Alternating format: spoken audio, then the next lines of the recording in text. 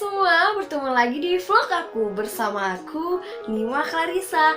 Nah, masih sama seperti yang kemarin, aku akan jelasin sedikit pengalaman aku setelah mempelajari mata kuliah inovasi pendidikan. Dan kali ini kita akan membahas materi inovasi kurikulum. Disimak ya video kali ini, jangan sampai ketinggalan. Poin pertama yang akan kita bahas yaitu kurikulum berbasis kompetensi. Kurikulum berbasis kompetensi maksudnya yaitu kurikulum yang dikembangkan untuk memberikan keahlian ataupun keterampilan sesuai dengan standar kompetensi yang diperlukan untuk meningkatkan daya jual ataupun daya saing sehingga menciptakan kehidupan yang berharkat dan bermartabat di tengah kerumitan bidang politik, ekonomi, sosial, dan budaya.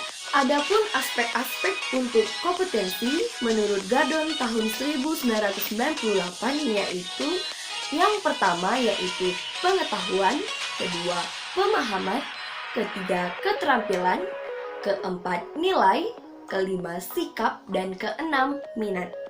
Adapun karakteristik dari kurikulum kompetensi yaitu yang pertama yaitu menekankan pencapaian kompetensi baik secara individual maupun klasikal. Yang kedua yaitu berorientasi pada hasil belajar dan keberagaman.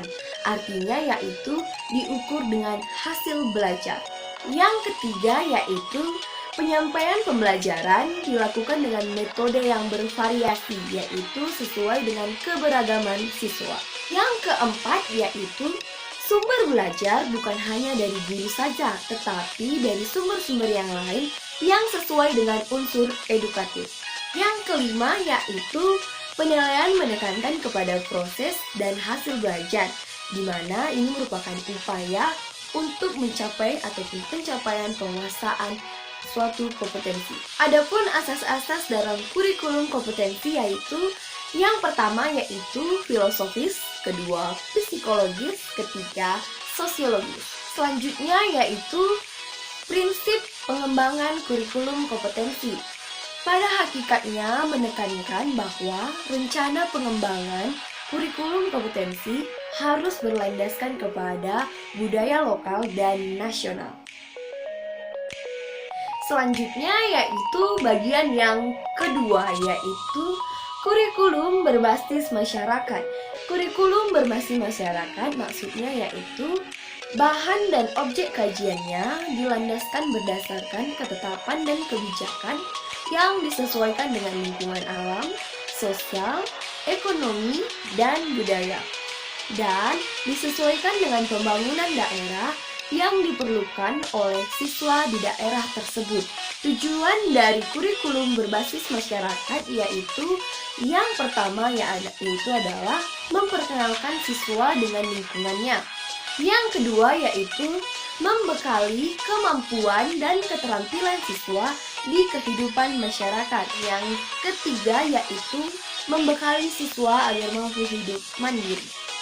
Adapun karakter dari kurikulum berbasis masyarakat yaitu yang pertama berorientasi pada masyarakat, kedua yaitu disiplin kelas adalah tanggung jawab bersama, ketiga yaitu metode belajar ataupun mengajar dititik beratkan kepada pemecahan masalah. Hubungan antara sekolah dan masyarakat yaitu sama-sama ataupun saling menggunakan dan mempelajari sumber belajar yang ada.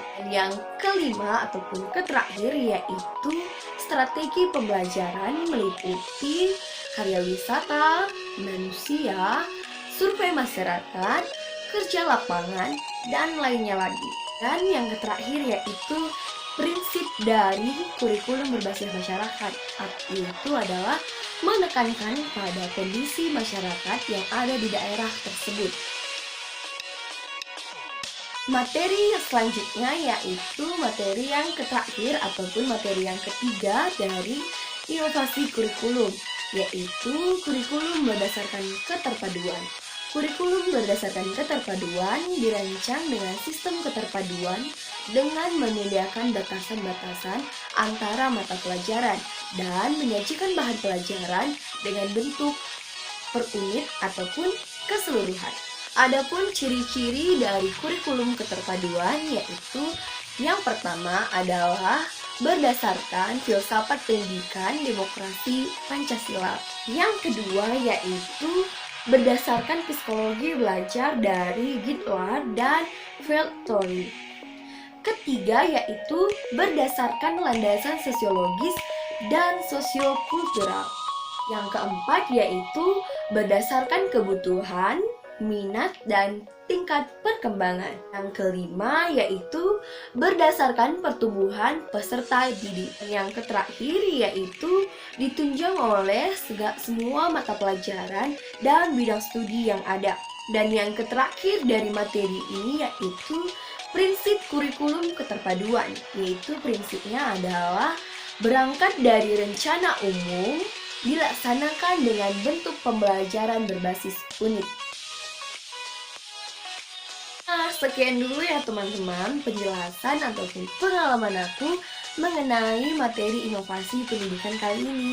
Semoga bisa berguna buat teman-teman, dan bila ada salah kata, mohon maaf. Dan untuk mengakhirinya saya ucapkan terima kasih.